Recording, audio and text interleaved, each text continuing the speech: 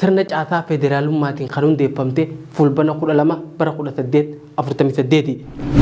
Baay'inni uummata ishii bara 2023 dabarsine kanatti miliyoona 8,796,669. Afaan hojii biyyattii afaan Jarmanii, Faransaay, Xaaliyaanii fi Roomanish yeroo ta'u bulchiinsa sirna federaalummaa paartii baay'eetiin bulti.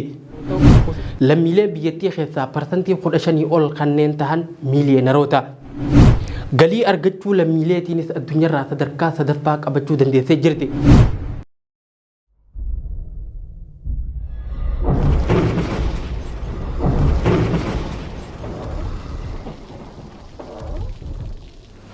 Akkam jirtan kabajamtoota hordoftoota Forex Entertainment kun qophii keenya qaroomaa fi guddina addunyaa tanaaf funaanee isiniin gahu qophii uuda qaroominaati. Qophii uuda qaroominaa irraatiin waa'ee biyya Awurooppaa ajaa'ibaa takka irraayin isiniif himaati. Hanga dhuma sagantaa sanatti nu faana turan afeerraatiin tan kabajaati. Qopheessee dhiyeessaan qophichaa Amirraa Jamaali.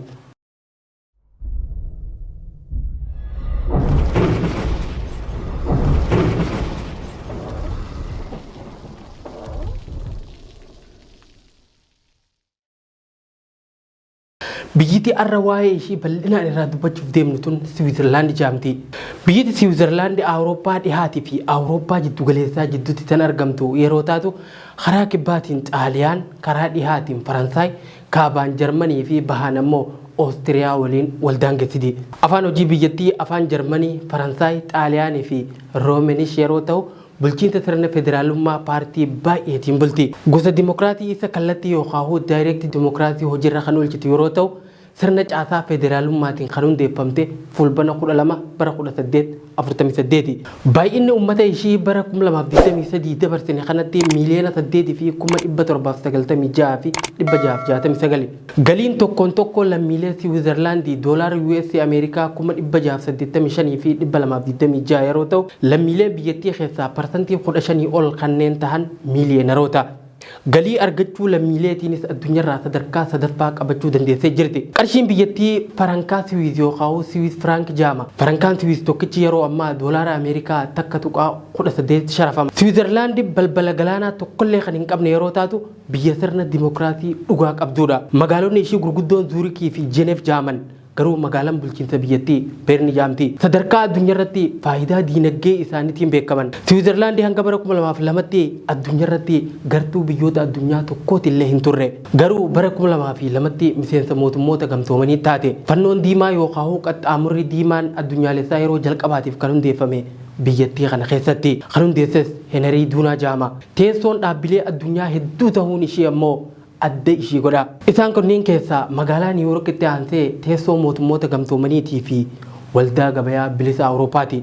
Siwiizerlaand keessa ummatoonni jiraatan afaan afur dubbatan. Afaan Jarmanii, Xaaliyaan, Faransaayii fi Roomaan dubbatan. Uummanni biyyattii amantiilee garaagaraa hedduu kanneen hordofanidha. Dhibbentaan 38.2 takka Kaatolikii Roomaa, dhibbentaan 26.93 Swiss Reformed Church, dhibbentaan 4.95 Islaama, dhibbentaan 2.89 Protestaantii, dhibbentaan 2.4 Ortodoksii fi dhibbentaan 20.42 kanneen amantii hin qabnedha. Gara biraatiin ammoo Siwiizerlaand akka biyya addunyaarratti beekamtuu fi addunyaan guutuu yeroo mara gara ishii dhaggeeffattu kan godhe dhaabbilee addunyaa hedduu Siwiizerlaand keessatti argamanidha. Siwiizerlaand teessoolee waajjira muummee mootummoota gamtoomanii durii League of Nations, mootummoota gamtoomanii lammaffaa UN, waldaa fannoo diimaa addunyaa, waldaa ji'a diimaa addunyaa, waajjira dhaabbata fayyaa addunyaa WHO, waajjira kolugaltoota addunyaa UNHCR, waajjira daldala addunyaa WTO,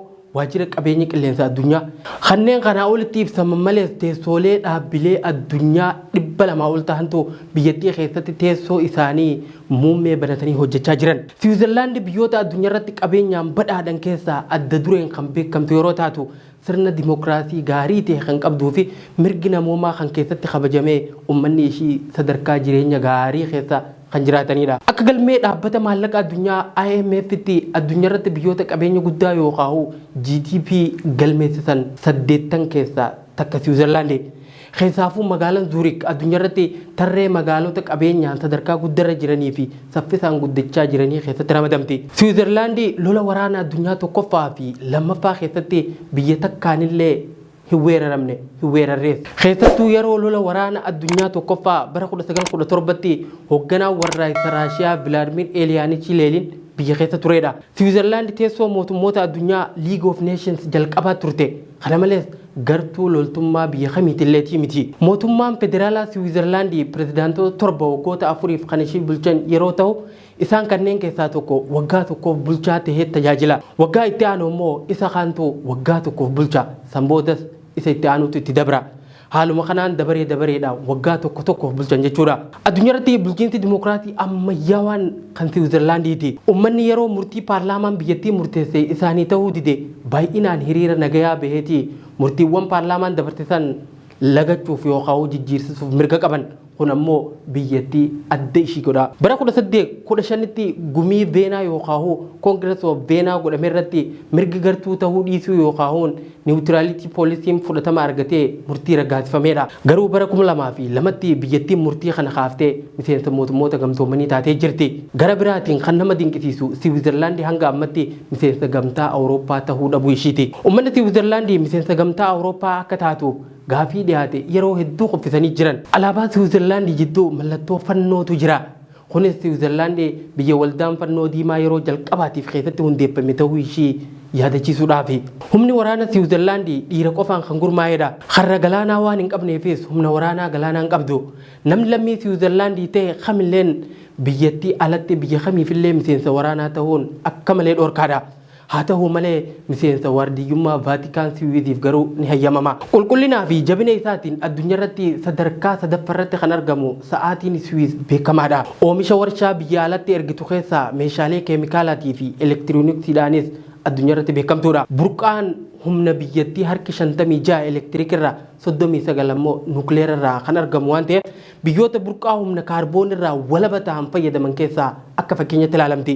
Lammiileen Switzerland dhiirtii hanga umrii waggaa 80tti dubartiin hanga waggaa 84.7tti lubbuun jiraachuu danda'an. Kun ammoo addunyaarratti sadarkaa biyyattii qabachiisa. Baatiin fayyaa tokkoon tokko lammiilee Switzerland biyyoota Awurooppaa kaanii wajjin wal bira qabamee yeroo ilaalamu kan Switzerland olaanaadha. Uummanni Switzerland harki lama sadaffaan magaalota keessa jiraatan imaammanni gartuu hin qabne yookaan neutrality poolisiin beekamtii argachuun uummata ishiitiif miira walabummaa waan isaaniif uumeef keessattuu baankonni Zuurikii fi Jeeneef iddoo hooggantoonni malaammaltoota biyyoota addunyaa tokko horii biyya isaanii dhoysanii keessa kaayyatan taatee tajaajilaa turtee jirti. Baankonni Swiss bara 1914 kan hundeeffaman addunyaarratti baankota umrii dheeraa qabanidha.